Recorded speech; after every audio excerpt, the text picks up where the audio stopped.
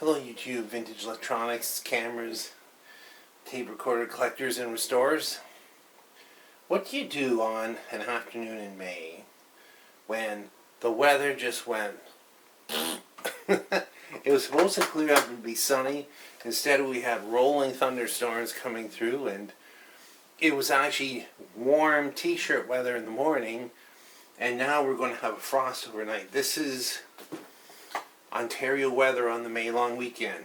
Anyway, here's what I do. I had a few things I picked up recently that I decided to test out and just see what they're all about. The first one was this mini tape recorder. It's actually a Philips, made in Austria. It's fairly heavy too. It's amazingly heavy, and I found out because there's a lot of metal inside of it. Now there's mini cassette and there's micro cassette. So this is the mini cassette. And it's kind of an interesting system because it's as wide as a regular cassette to tape. There's no capstan or pinch roller, but there is a play and record head, which is kind of cool. And I just want to see if I could get this one working. It came with a few tapes. What's kind of interesting about it is a nice shape, but I put in a 9-volt battery is what it takes, and you could hear something trying to turn. All the controls were sluggish.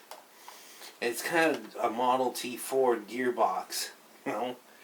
This is play, and it stays there. This is rewind, but you have to keep your foot on the pedal. This is record. You push this down, and then move this to record, and then go into reverse to stop. That's kind of how it works. This here is volume, and this here is a battery check. And you pull it to the right, and you get the blue sound like that. You have good batteries. There's actually an online manual for this. This metal piece here, aluminum piece, had kept falling off. It had been taped. The glue was dry, so I actually glued it back on. I opened the back up. There's one little belt in this. One little belt. About the size of a tray belt for a CD player. Still this CD player. And I actually had a bag of miscellaneous ones for CD players, and one of them fit. And basically you turn the motor on. I'll show you here. There's the playback side going. There's an idler wheel, then flips it to this side. Pretty simple. So I put a tape in it, and I'll let you hear what I heard. Kind of interesting. Just a little bit of lube on it inside, a few drops of lube. Put it into play.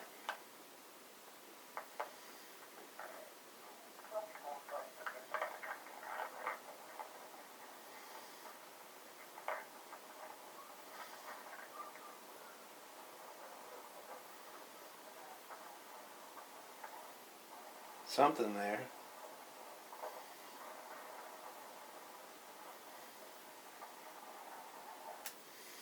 Actually, if you go just a little bit further ahead, you can hear recorded weather announcements. The kind they used to have, you'd call the weather station, and they actually had it recorded. But it actually records. So I'm just going to rewind. Actually, this is the sticky tape. This one is a little harder to... Oh, I see. You're going to be like that, are you?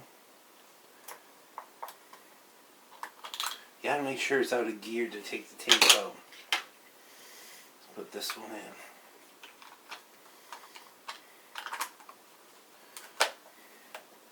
So, put it in record. Put it in motion. Hello, tester 1 2 3, tester 1 2 3. Wind it back.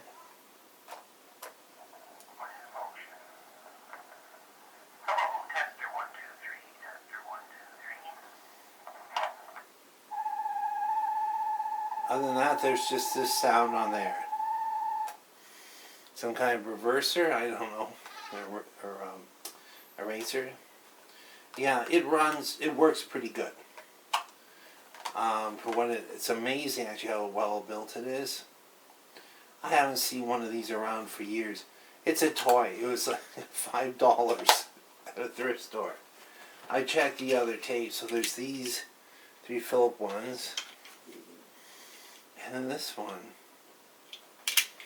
Anyway, I got that working like very easily. I found this camera today, and we went out this morning to do some garage sales, and then the sky opened up on us. So we went to the Salvation Army, and they had this nice Adox 35mm camera. And I've actually owned one of these before, and it's one of these things I gave it to someone. I think one of my friends has it. Very simple thing to use actually. It's got, like right on the lens, you can focus. It's not even a rangefinder camera. I mean, you look through and you just see a rectangle. Then you have your aperture up here, 2.8 to 22. And then here, you can see actually there's a depth of field guide and in tiny, tiny numbers, the shutter speed. And I tested it at the store. The shutter actually works. Many of these don't. This is a German camera. It's the same as an Agfa.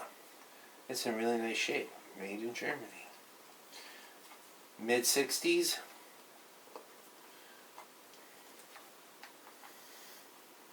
The Adox brand is still around. I bought some of the developer and film. It actually moves really well. No light meter. There's a DIN and an ASA wheel. I like these manual cameras. I don't know what it is. I like manual cameras. You can use an external light meter. You can guess. You're shooting outside on a sunny day, whenever we get one of those. Set it about f11 and 125, 1/125th of a second. Use 100 ASA film. Your shots will be close enough. And one of the things I liked about it was $20, and it had this really nice case. The case is in nice shape.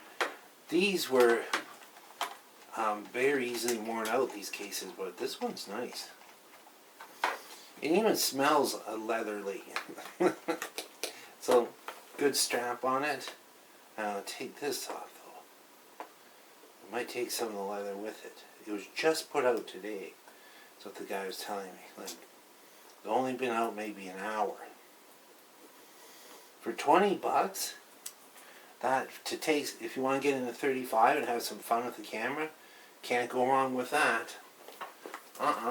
It's a fun camera. Now, this Philco, which was in my Aberfoyle video, well, I haven't tested it or anything, but the cord, the interlock cord on it, was chewed in several places by some kind of an animal.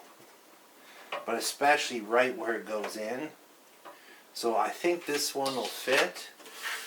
I just took it off because I didn't want to forget, plug it in, and get electrocuted. 2 screws to get this open. So this is an AM/FM tube radio. Twin speaker, ferrite bar antenna. That looks to be all original. It has the AM tuners here and the FM tuners there. They're 2 separate tuning capacitors, yet they share a common IF strip. Interesting. Now let's see if this cord will actually go on. Oh yeah, that's the right cord. I'll be able to use that. So what I'm going to do is turn it off. Let's turn it on and see if we can get some tubes coming up. I'm going to turn this light off. Here we go. There's a bit of light from a tube. Was that 12AU7 in there? It has very common tubes. Now, what is this cap going to be like?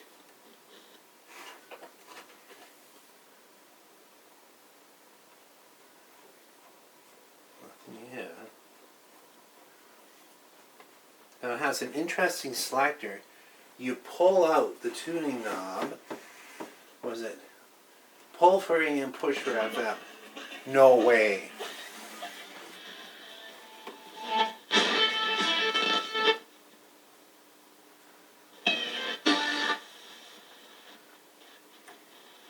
There's not even an antenna on it.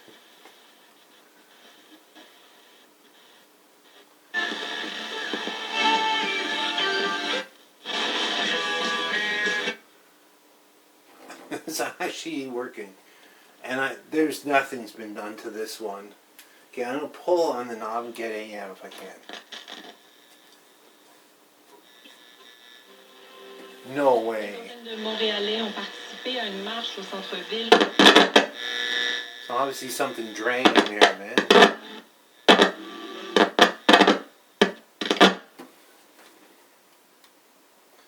Something in that tuning capacitor, probably dry. Let's take it down to the bottom.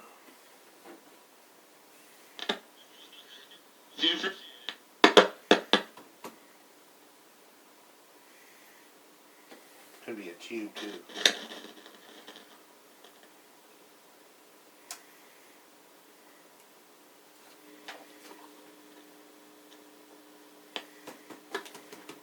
Oh yeah, it could even be a solder connection on the bottom of the board. Well, isn't that interesting?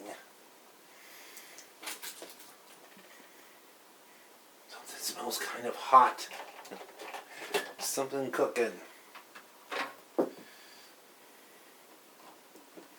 Take this cord off and I'll show you underneath here.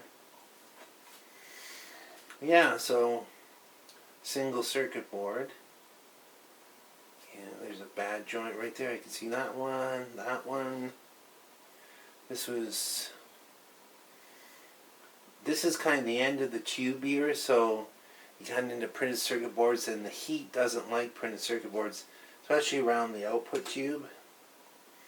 You can see some cooking there, but